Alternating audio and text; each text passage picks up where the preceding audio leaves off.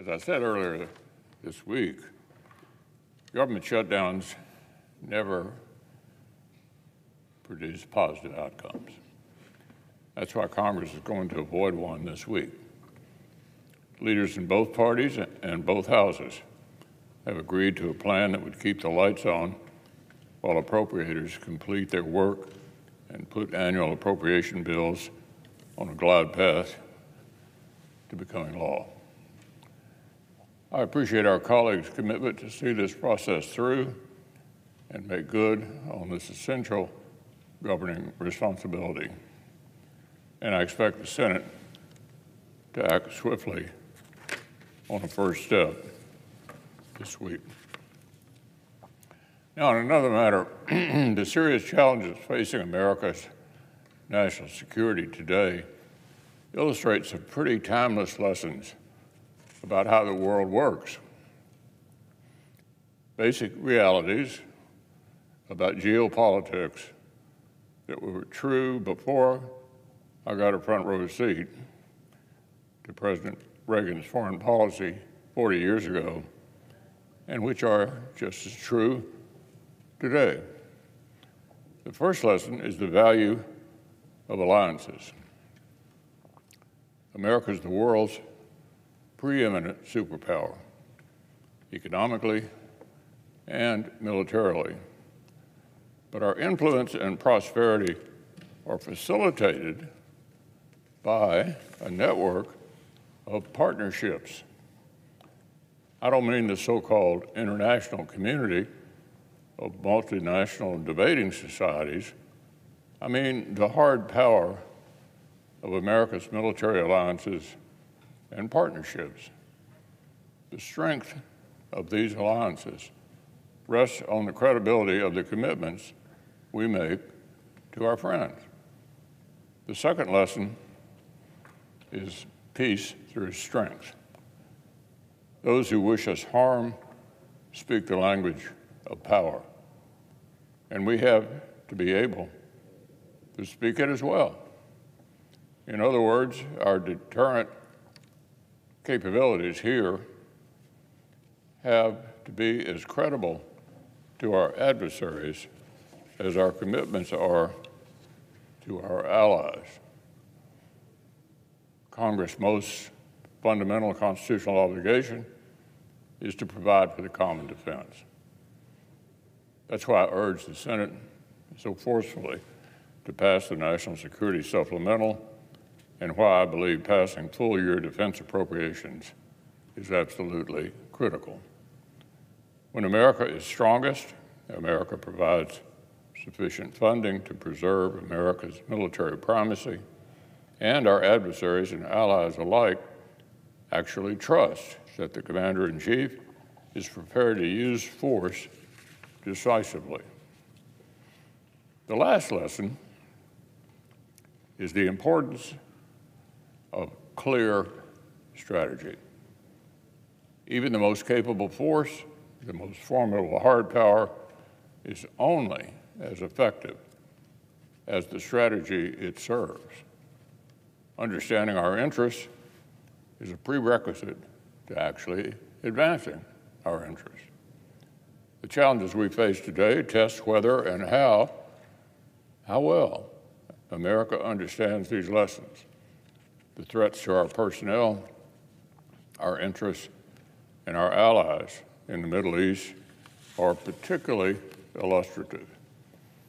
Since October 7th, America's closest ally in the region has been engaged in a serious fight to rescue its people and restore its security against Iran-backed terror.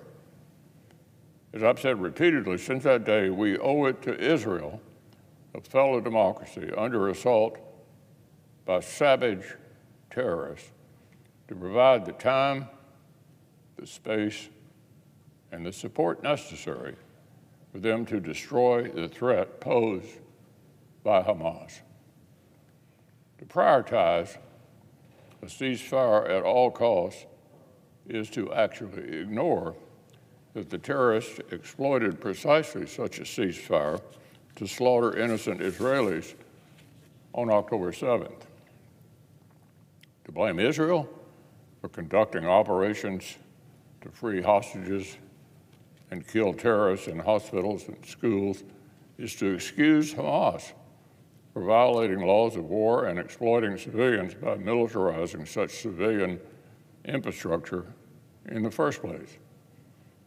As negotiators work on further hostage releases, it's critical that Israel operates from a position of strength, backed by a rock-solid ally whose policies are driven by our nation's interests, not influenced by one party's perceived political interests. I hope that President Biden will demonstrate enough political courage to stand up to those in his party who want him to tie Israel's hands or put his own hands on the scales of Israel's domestic politics.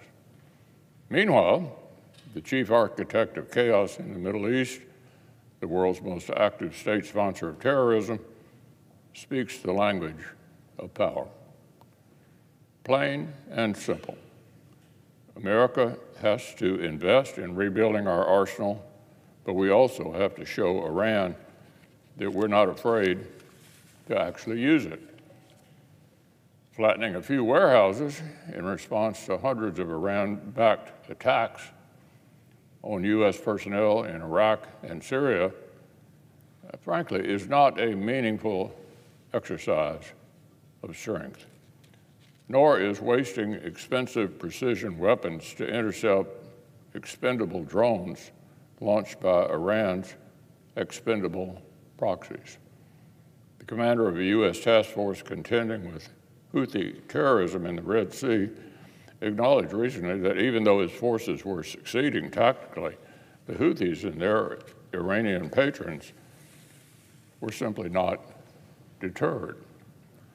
Frankly, tactical proficiently in hitting Houthi targets with F-35s and Tomahawk missiles should be a low bar for the world's most advanced military. It's also beside the point.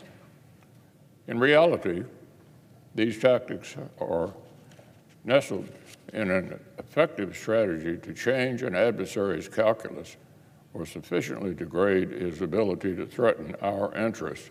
It doesn't matter how tactically proficient our efforts are. So this isn't a matter of dense academic theories of international relations. The questions we need to ask ourselves are really quite basic.